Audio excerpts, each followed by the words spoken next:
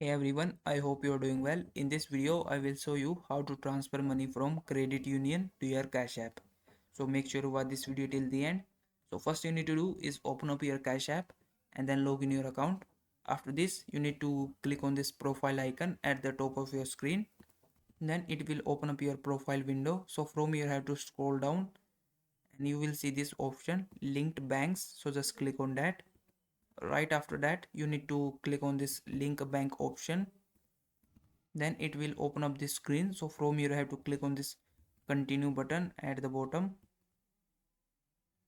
Then you have to select your credit union bank and then enter your bank details. Once you enter it, your bank will be connected to your Cash App. And then what you need to do is just click on this done button. And after this you need to click on this balance at the bottom of your screen. It will show the current balance of your account, so just click on that and it will take you to this screen. So from here you have to click on this add cash. Now select the amount that you want to add in your Cash App and then click on this add button at the bottom.